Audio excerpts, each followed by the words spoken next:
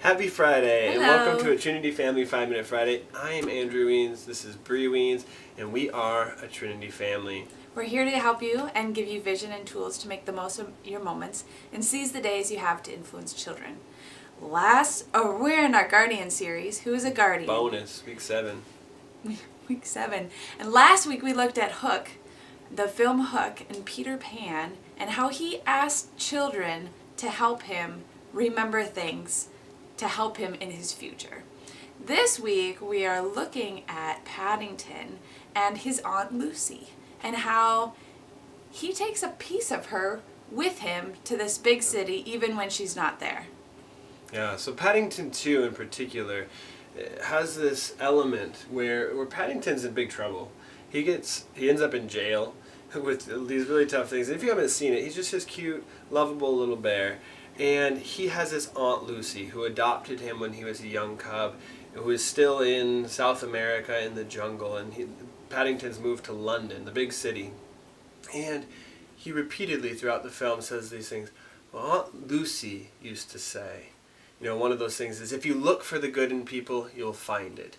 If we're kind and polite, the world will be right. And he has these phrases that he takes with him, even when he doesn't take Lucy with him, that help guide and govern his decisions and end up, in the end, revolutionizing his life, but also the life of all these convicts, and people are getting impacted because of these key phrases that he takes from Lucy. And I would even say some of them are changing what they've had in their mind and changing it to what Aunt Lucy says.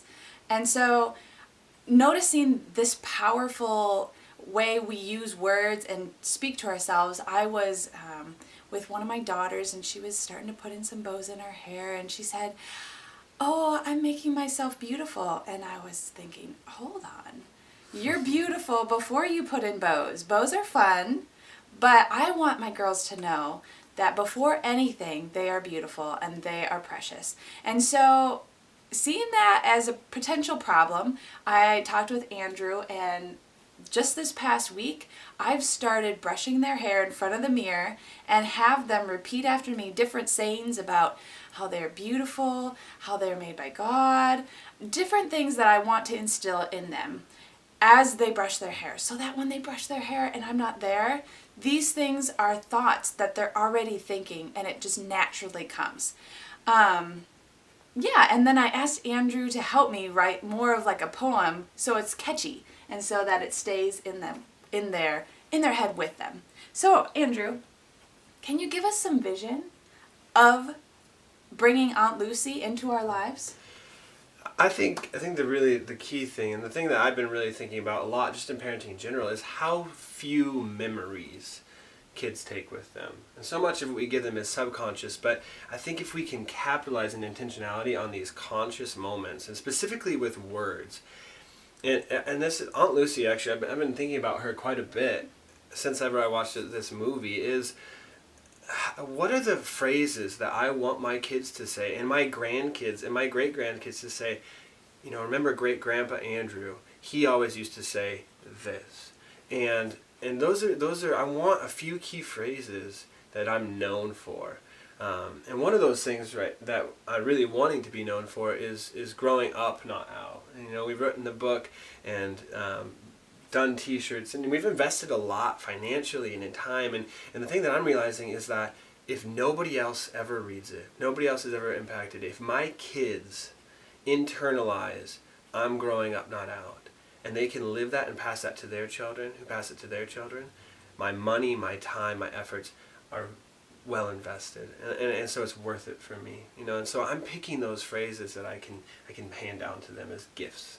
That makes me think of Plutarch in his Greek Lives book, where he studies different lives. Lycurgus is known for being this lawgiver, and he had said that none of his laws were going to be written down because he was going to write them on the children's hearts so that it would be preserved and it would be maintained.